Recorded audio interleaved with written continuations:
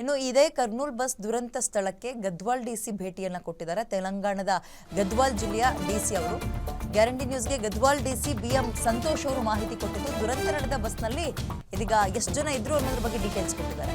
43 ಜನ ಪ್ರಯಾಣ ಮಾಡ್ತಾ ಇದ್ರು. 23 ಜನರು ಪತಿಯಾಗಿದೆ, 20 ಮಂದಿ ಸಾವನ್ನಪ್ಪಿದ್ದಾರೆ. ಅಂದ್ರೆ 23 ಜನ ಗಾಯಾಳುಗಳಿದ್ದಾರೆ, ಇನ್ನುಳಿದಂತಹ 20 ಮಂದಿ ಸಾವನ್ನಪ್ಪಿದ್ದಾರೆ. ಹಲವರು ಸಜೀವ ದಹನವಾಗಿರೋದು ಗೊತ್ತಾಗಿದೆ. DNA ಆದ ಬಳಿಕ ಕರ್ನೂಲ್ ಜಿಲ್ಲಾಡಳಿತದಿಂದ ಮಾಹಿತಿ ಅಂದರೆ ಗಾಯಾಳುಗಳ ಮನೆಗೆ ಅವರ ಬಾಡಿನ ತಲುಪಿಸುವಂತಹ ಕೆಲಸಗಳಾಗುತ್ತೆ ಅಂತ ಗ್ಯಾರಂಟಿ ನ್ಯೂಸ್ ಜೊತೆಗೆ ಮಾತಾಡಿದ್ದಾರೆ. ಜಿಲ್ಲಾಸ್ಪತ್ರೆಯಲ್ಲಿ ಚಿಕಿತ್ಸೆ ಆಗ್ತಾ ಇದೆ ಕೆಲವರಿಗೆ, ಗಾಯಾಳುಗಳಿಗೆ. ಇನ್ನು ಬೈಕ್ ಆಕ್ಸಿಡೆಂಟ್ ಆಗಿ ಆಯಿಲ್ ಲೀಕ್ ಆಗಿ ಬೆಂಕಿ ಕಾಣಿಸ್ಕೊಂಡಿದೆ ಅನ್ನುವಂತಹ ಅನುಮಾನ ಈಗ ದಟ್ಟವಾಗಿ ಕಾಣ್ತಾ ಇದೆ. ಅವ್ರಿಗೂ ಕೂಡ ಮೇಲ್ನೋಟಕ್ಕೆ ಅದೇ ಗೊತ್ತಾಗಿದೆ. ಗ್ಯಾರಂಟಿ ನ್ಯೂಸ್ಗೆ ಆ ಭಾಗದ DC BM ಸಂತೋಷ್ ಅವರು ಸ್ಟೇಟ್ಮೆಂಟ್ ಕೊಟ್ಟಿದ್ದಾರೆ. ಇದು ವಿಪರೀತ ಟೆಕ್ನಿಕಲ್ ಸಮಸ್ಯೆಗಳಿರುತ್ತೆ. AC ಬಸ್ ಆಗಿರೋದ್ರಿಂದ ಈಗ ಎಮರ್ಜೆನ್ಸಿ ಗೇಟ್ನ ಅಷ್ಟು ಈಸಿ ಇಲ್ಲ ಲಾಕ್ ಓಪನ್ ಮಾಡೋಕ್ಕೆ, ಎಲ್ರಿಗೂ ಕೂಡ ಬರಲ್ಲ. ಅದು ಹ್ಯಾಮರ್ ಗೇಮರ್ ಏನಾದ್ರು ಇರಬೇಕು ಅಂದರೆ ಸುತ್ತಿಗೆ ಅದು ಕೂಡ ಸಿಕ್ಕಿಲ್ಲ.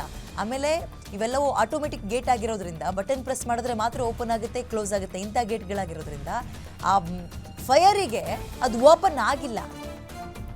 ಜಾಮ್ ಗೇಮ್ ಆಗಿತ್ತಾ ಗೊತ್ತಿಲ್ಲ. ಸರಿ ರೀ, DC ಏನು ಹೇಳಿದ್ದಾರೆ ಇದ್ರ ಬಗ್ಗೆ ಅನ್ನೋದಕ್ಕೆ ಸಂಬಂಧಪಟ್ಟಂತೆ ನನ್ನ ಕಲೀಗ್ ಅವ್ರನ್ನ ಮಾತಾಡಿಸೋ ಪ್ರಯತ್ನ ಪಟ್ಟಿದ್ದಾರೆ. ಒಂದ್ಸಲ ಕೇಳೋಣ.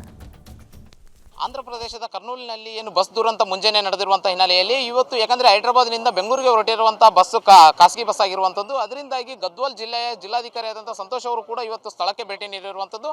ಏನೆಲ್ಲ ಮಾಹಿತಿ ಪಡ್ಕೊಂಡಿದ್ದಾರೆ ಅಂತೇಳಿ ಅವ್ರನ್ನೇ ಕೇಳುವಂಥ ಪ್ರಯತ್ನ ಮಾಡ್ತೀನಿ. ಸರ್, ಏನೆಲ್ಲ ಮಾಹಿತಿ ಸಿಕ್ತು ಸರ್? ಏನೆಲ್ಲ ಘಟನೆ ಆಗಿದೆ ಅಂತ ನಿಮ್ಮ ಮೇಲ್ನೋಟ ಕಂಡು ಬಂದಿರೋದು? ಇವಾಗ ಟೋಟಲಿ ಬಸ್ಸಲ್ಲಿ 43 ಜನ ಪ್ರಯಾಣ ಮಾಡ್ತಾಯಿದ್ರು. ಅದರಲ್ಲಿ ಪ್ರಿಲಿಮಿನರಿ ಇನ್ಫಾರ್ಮೇಷನ್ 23 ಜನ ಎಲ್ಲಿಂದ ಅವರು ಸರ್ವೈವ್ ಆಗಿರೋ ಇನ್ಫಾರ್ಮೇಷನ್ ನಮ್ಮ ಹತ್ರ ಇದೆ. ಇನ್ನು 20 ಜನದಲ್ಲಿ ಕೆಲವೊಬ್ಬರು ಅಪ್ಸ್ಕೊಂಡು ಆಗಿರೋ ಥರನೂ ಇದೆ, ಅಂದರೆ ಡೈರೆಕ್ಟ್ ಹೋಗಿರೋ ಥರ ಇದೆ.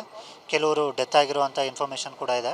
ಎಕ್ಸಾಕ್ಟ್ ನಂಬರ್ ಆಫ್ ಡೆತ್ ಅನ್ನೋದು ನಮಗೆ ಕರ್ನೂಲ್ ಜಿಲ್ಲಾ SP ಅವರು ಆಮೇಲೆ ಹಾಸ್ಪಿಟಲ್ ಸಿಬ್ಬಂದಿನ DNA ಟೆಸ್ಟ್ ಆದಮೇಲೆ ನಮಗೆ ಇನ್ಫಾರ್ಮೇಷನ್ ಬರುತ್ತೆ. ಆ ಇನ್ಫಾರ್ಮೇಷನ್ ಬಂದಮೇಲೆ 20 ಜನದ ಇನ್ಫಾರ್ಮೇಷನ್ ನಾವು ಹೇಳ್ಬೋದು. ಈಗ 23 ಜನ ಯಾರು ಸರ್ವೈವ್ ಆಗಿದ್ದಾರೆ, ಅವ್ರಿಗೆ ಏನು ಟ್ರೀಟ್ಮೆಂಟ್ ಬೇಕು ಕರ್ನೂಲ್ ಜಿಲ್ಲಾ ಹಾಸ್ಪಿಟ್ಲಲ್ಲಿ ಆಲ್ರೆಡಿ ಟ್ರೀಟ್ಮೆಂಟ್ ಕೊಡ್ತಾ ಇದ್ದಾರೆ. ಅದಾದಮೇಲೆ ಹೈದರಾಬಾದ್ ಇರ್ಬೋದು, ಇಲ್ಲ ಗದ್ವಾಲ್ ಜಿಲ್ಲೆಯಲ್ಲಿ ಇರ್ಬೋದು, ಎಲ್ಲಿ ಅವರು ಟ್ರೀಟ್ಮೆಂಟ್ ಹೇಳ್ತಾರೆ, ಅವ್ರ ಫ್ಯಾಮಿಲಿಯವರು ಹೇಳ್ತಾರೆ, ಅಲ್ಲಿ ನಾವು ಟ್ರೀಟ್ಮೆಂಟ್ ವ್ಯವಸ್ಥೆ ಮಾಡ್ತೀವಿ. ಘಟನೆದ ಮೇಲ್ನೋಟಕ್ಕೆ ಏನು ಕಂಡು ಬಂತು ಸರ್? ಯಾಕೆ ಈ ಘಟನೆ ಸಂಭವಿಸ್ತದೆ ಅಂತ?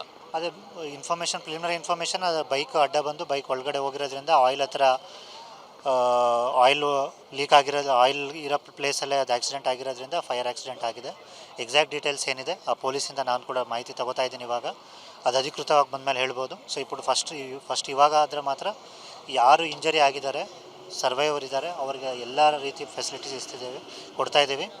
ಯಾರಾದರೂ ಸತ್ತೋಗಿರೋರು ಫ್ಯಾಮಿಲಿ ಬಂದ್ರೂ ಅವರಿಗೆ ಖಚಿತವಾಗಿ ಅವರು ಇನ್ಫಾರ್ಮೇಷನ್ ಕೊಡ್ತೀವಿ. DNA ಟೆಸ್ಟ್ ಆದಮೇಲೆ ಅವ್ರಿಗೆ ಏನು ಫೆಸಿಲಿಟೀಸ್, ಅವ್ರಿಗೆ ಯಾವ ಕಡೆ ತಗೊಂಡು ಹೋಗಬೇಕು, ಅವ್ರಿಗೇನಾದರೂ ಟ್ರಾನ್ಸ್ಪೋರ್ಟೇಷನ್ ಅಂದರೆ ಆ್ಯಂಬುಲೆನ್ಸ್ ಇದ್ದರೆ ಅದನ್ನು ಕೂಡ ನಾವು. ಸರ್, ಇವಾಗ ತೆಲಂಗಾಣದಿಂದ ಬಂದಿರುವಂಥ ಬಸ್ಸು, ಯಾಕಂದರೆ ಕೆಲವು ಸಾವು ನೋವುಗಳು ಕೂಡ ಸಂಬಂಧಿಸಿರೋದು. ಸಾವು ನೋವುಗಳಿಗೆ ಏನಾದರೂ ಸರ್ಕಾರದಿಂದ ಏನಾದರೂ ಅದೇ ಇದಾಗಿದೆಯಾ ಅಂತ ಪರಿಹಾರಕ್ಕೆ? ಎಕ್ಸ್ಗ್ರೇಷಿಯ ಅಮೌಂಟು ಏನನ್ನೋದು ನಾವು ಒಂದು ಸರಿ ಎಷ್ಟು ಜನ ಸತ್ತೋಗಿದ್ದಾರೆ ಅವ್ರ ಡೀಟೇಲ್ಸು, ತೆಲಂಗಾಣದವ್ರು ಎಷ್ಟು ಜನ ಇದ್ದಾರೆ ಅದನ್ನು ಬಂದಮೇಲೆ ಓನ್ಲಿ ತೆಲಂಗಾಣ ಪ್ರಭುತ್ವ, ತೆಲಂಗಾಣ ಗೌರ್ಮೆಂಟ್ ಸರ್ಕಾರದ ಗುరించి ಮಾತ್ರ ನಾನು ಮಾತಾಡ್ಬೋದು. ಅದು ನಾವು CM ಅವರ ದೃಷ್ಟಿಗೆ ತೊಗೊಂಡೋಗಿ ಎಕ್ಸ್ಗ್ರೇಷಿಯ ಕೂಡ ಕೊಡ್ತಾರೆ ಡೆಫಿನೆಟ್గా. ಇದಿಷ್ಟು ಇಲ್ಲಿ ತೆಲಂಗಾಣ ಗದ್ವಾಲ್ ಜಿಲ್ಲೆಯ ಜಿಲ್ಲಾಧಿಕಾರಿಗಳ ಮಾತಾಗಿರುವಂಥದ್ದು. ಯಾಕಂತಂದರೆ ಅಂಥ ಸಾವು ನೋವುಗಳಾದಂಥ ಸಂದರ್ಭದಲ್ಲಿ ಇವಾಗ ಯಾವುದು ಪರಿಹಾರ ಕೂಡ ಘೋಷಣೆ ಮಾಡಿಲ್ಲ ಇಲ್ಲಿವರೆಗೂ ಕೂಡ.